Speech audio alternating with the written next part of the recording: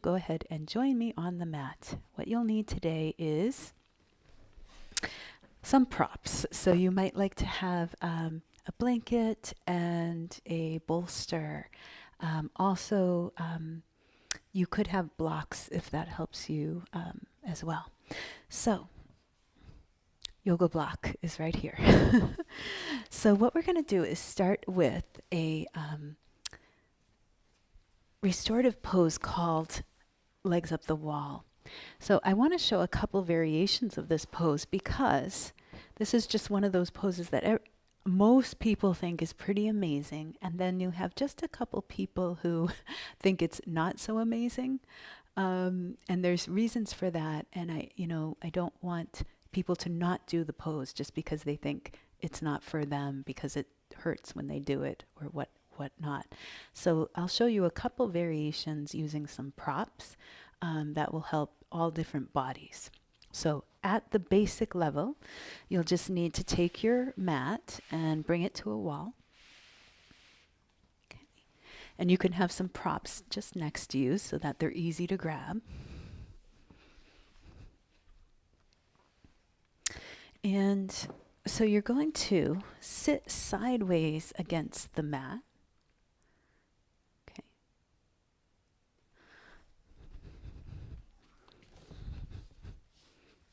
Against the wall, rather. And then gently lie back and get those legs to go up the wall.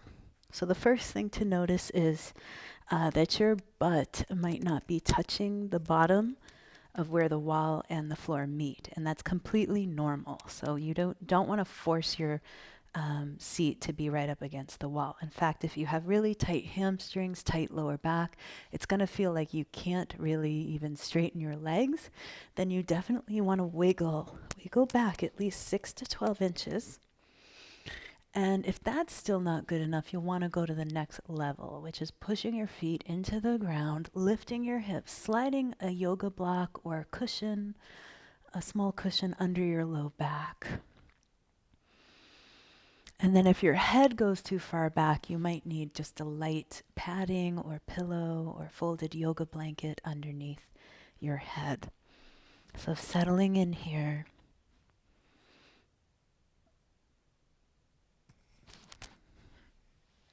Finding your version of the pose. Legs relaxed, arms relaxed out to the sides. Taking some slow, deep breaths in, putting away your worries, your concerns, what's coming up, what's already happened. Find yourself right here in this moment.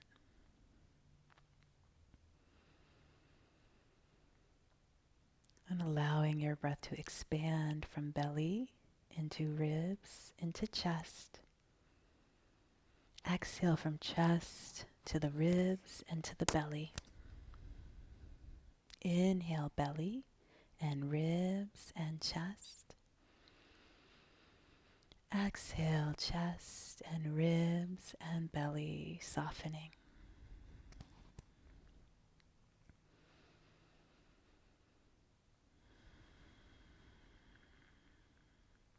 This pose is really nourishing for your lower back,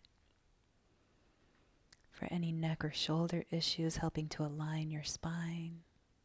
This is a great pose if you're having any pain in your lower extremities, so knees, ankles, feet issues, ankle sprains, things like that. Emotionally, this is really good for calming your nervous system, letting go of anxiety, stress, depression.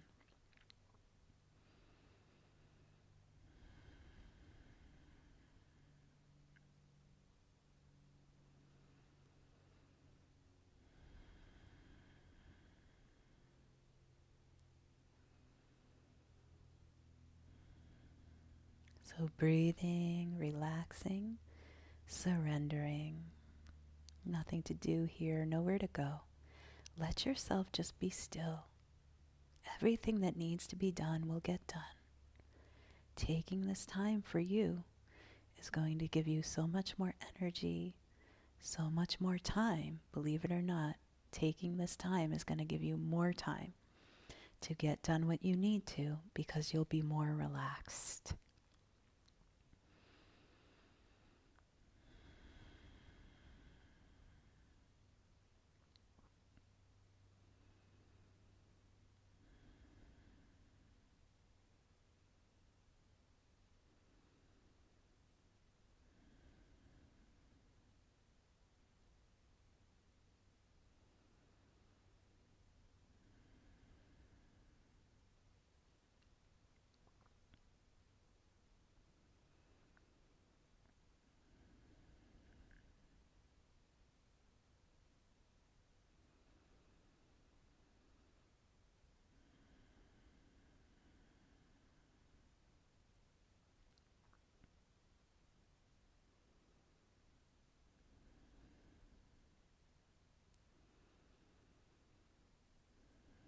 Making sure to relax through your jaws,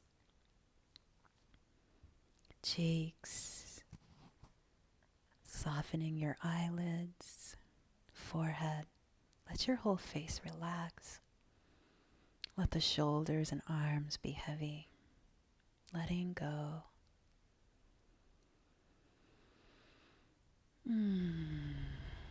It might feel good to take a big breath in and a big sigh, letting go of your whole day so far.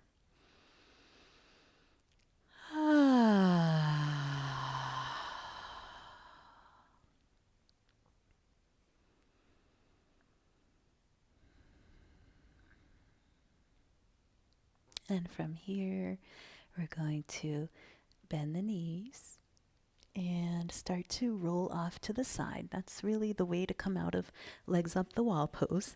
And gently press up to seated. And you can move your mat back to the center of your room if you need to. Make sure you have your yoga bolster and your blanket. We're going to come into our second pose, which is called side lying twist. So for this pose, you're going to need your bolster and your blanket, and you might need your blanket. You may not need your blanket. And it just depends. So you could use your blanket at the end of your bolster for a little pillow for your head if you need it. I'm going to go without. So sitting in Z pose, like a zigzag pose, and then you're going to turn towards your bolster. And then just start to move your arms out. They're on either side of the bolster. And you're going to rest on your right side. And I'm just going to move my mat so you can maybe see that a little better. Hopefully. Okay. So getting your hair out of the way. Lying on your side. So this can be kind of like a twist, a very gentle twist, and a slight hip opener.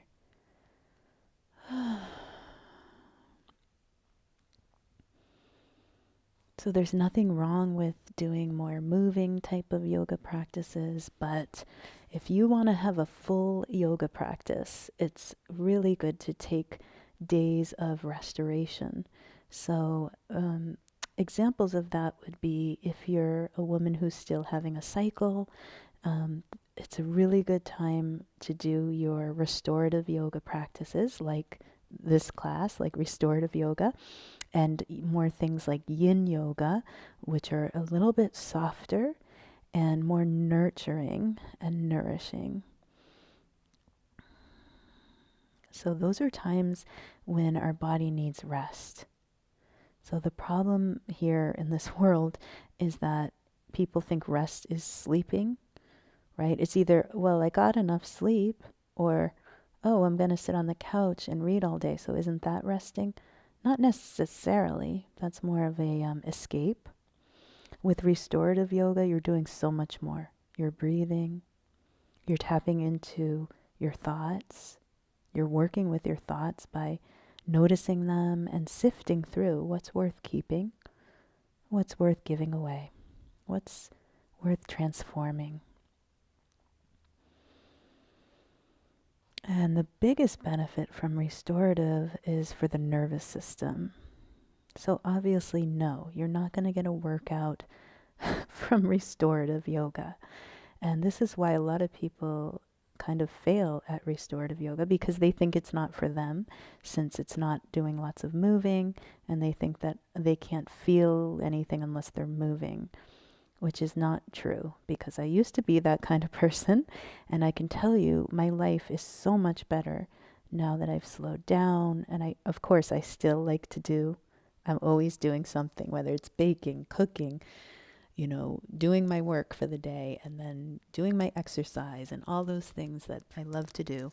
And I like to stay busy, but I always make time to put restorative yoga in my week. Or yin yoga, which is also, it's similar, but it's really different in a lot of ways. So restorative yoga is letting everything rest, whereas yin yoga is restful, but there is some challenge to it.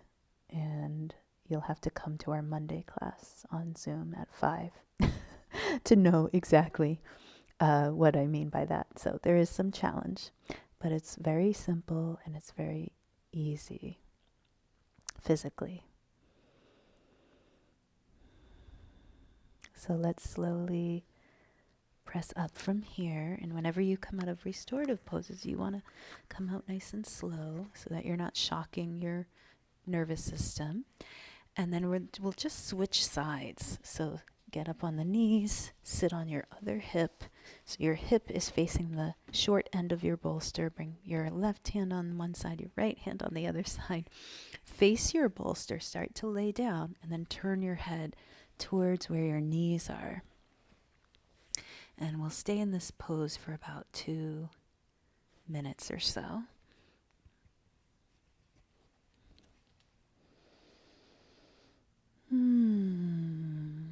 So this series is something I'm doing every Wednesday, where I'm just sharing something that I really love from yoga that's really changed my life. And so I might say at the beginning of the video, oh, it's only going to be 10 minutes, but it always ends up being like 15 minutes because I just love what I'm doing. And I hope you appreciate that there's no editing and it's just me doing yoga with you. So this is live and unedited. So a benefit of this pose is expanding into the breath. This is nice and restful for your shoulders and neck.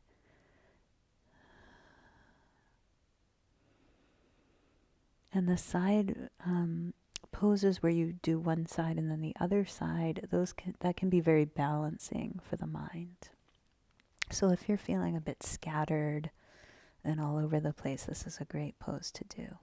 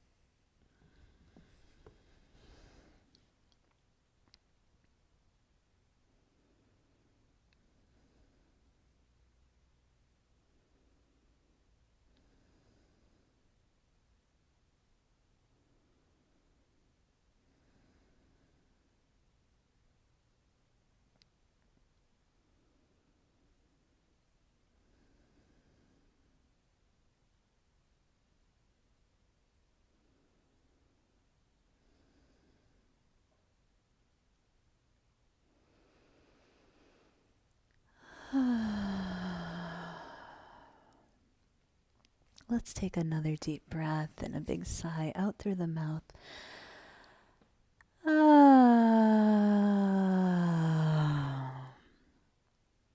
So the sigh is your portable restorative yoga pose.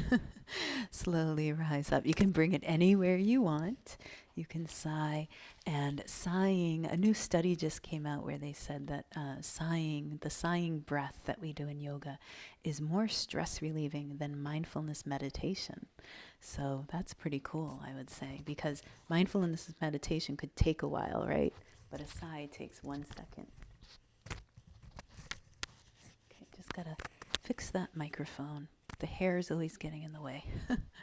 Okay, so now we're going to end with child's pose. So bring your knees wide. You're sitting on your heels. If you can't sit on your heels, I'm going to show you a modification for this. So here you are, bolster in between the knees. I see a lot of people doing this where they're like, they kind of put it under them like that. So you're not sitting on it. You're just, it's between the knees or the thighs. Just depends on how flexible you are. And then you're going to lie down, turn one side of your face down, relax your forearms, relax your hands, supported child's pose. Let all your body weight rest downward. So if you're up all the time, doing, going a mile a minute everywhere you go, rushing everywhere, or just feeling anxious, this whole series that we did would be very good for calming. And if you can't sit on your heels like this, you can do frog pose instead. So you lie on this one you would lie on your bolster. And I'm just going to grab a block here. It's like I'm playing the game. Drag the block over into the camera. Okay, and bring your knees wide. So in this version, you would just lie right on the bolster, chest, belly, and the head could be on a block. So again, it's a downward facing pose, has all those benefits of feeling calm. This is because we have our forehead on the block, or in child's pose, having your head down is very calming. So either this supported frog pose, you can do that, or you can stay in the supported child's pose.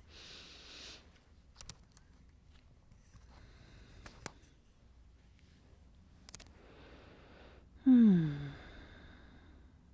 let's just move our head to the other side since we did that side already. You always want to even it out. Unless there's some reason you can't turn to that side. Your body is your best teacher. So whenever you're setting up a pose, take into account everything that's going on for you. Are you injured? Are you tired?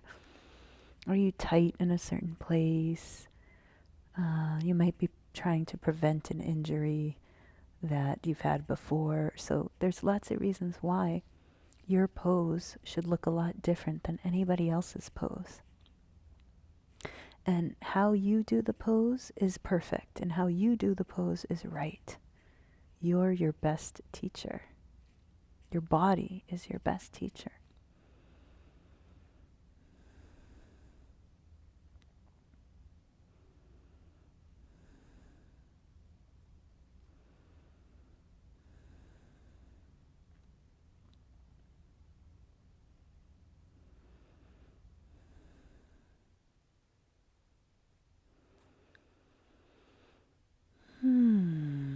Let's take a couple more breaths, maybe some nice long sighs, letting go of any stress, tension. What are you holding on to? Lots of times we let things stick around longer than they need to, whether it's old emotions, something that happened today that bothered you, and you're just letting it bother you even more by thinking about it and ruminating. There's a point where letting go is the most skillful thing you can do, where doing nothing is the best thing you can do.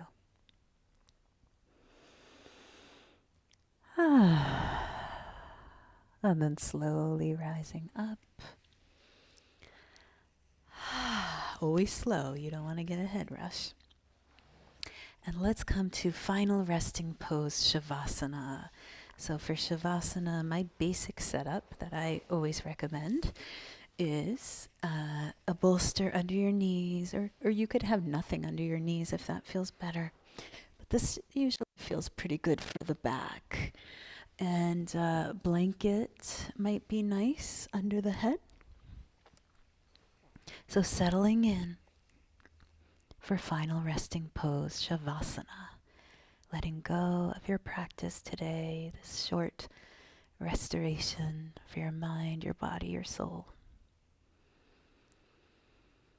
Letting go of the breath, letting your jaws be heavy, slack. Let your hands be heavy, legs heavy. Completely surrendering now. Nothing to do. Nothing to go do and fix and change and complete. Everything is all good as it is.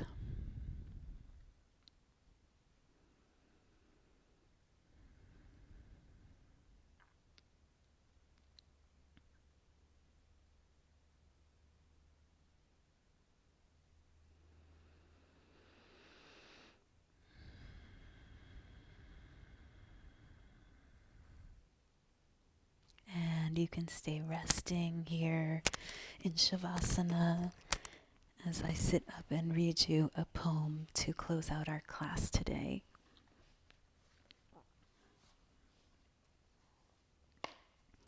And this poem is called Peace Came Today by Ingrid Goff Madoff. Peace came today through a slender breeze. Stopping for a moment in the field, I felt the clouds of my mind gently lift and move along. Some days it happens like this, with simplicity, lightness, ease. Others, I must haul my complaints to the ocean's edge, look out across the blue water, out beyond I know not what, somewhere past the horizon, and beseech and invoke and beg, and breathe the salt air in, until, quieted again, I am opened, with no words to pour in between this life and the life I am living.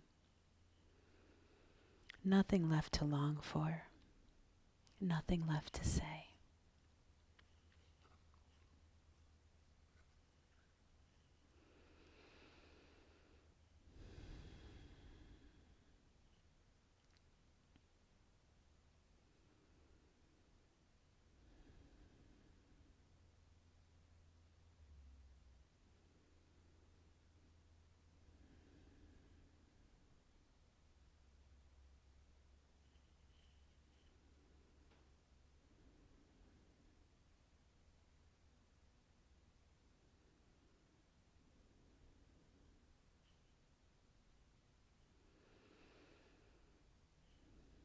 And slowly begin to deepen your breath.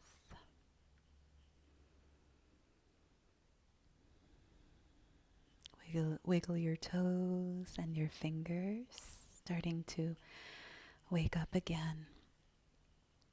Gently hug your knees into your chest and gently roll to your side in fetal position. When you feel ready, rising up to seated with the eyes closed, bringing the hands together at your heart center. In the seated position, feel the spine lengthen, noticing how you feel now, bringing this calm into the rest of your day.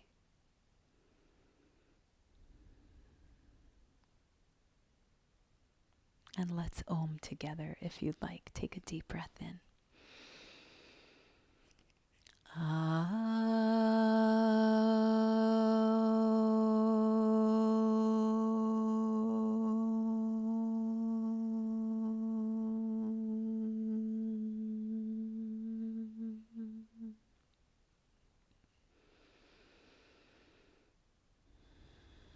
I honor the divine light within you. Namaste. Thank you. Thank you for joining me for this restorative yoga class for calm. I hope you enjoyed it. Please subscribe to this channel by hitting the subscribe button and put in the comments, I am floating in calm. If you finished this practice, if you got all the way through, I am floating in calm. Thank you. I'll see you on the mat real soon.